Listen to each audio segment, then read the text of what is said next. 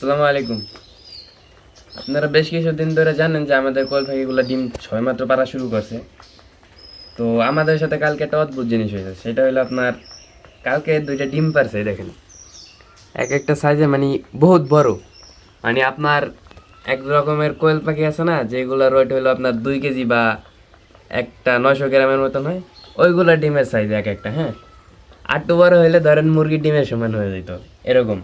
তো এখানে দেখেন আপনাদের আমি একটু ওয়েটটা দিয়ে দেখাই। একটা ডিমের ওয়েট হইতেছে হইলে আপনার 14 গ্রাম। আর এখানে আপনার নর্মালি ডিমগুলো দেখেন, জাস্ট এই যে নর্মালি দুইটা ডিম, হ্যাঁ,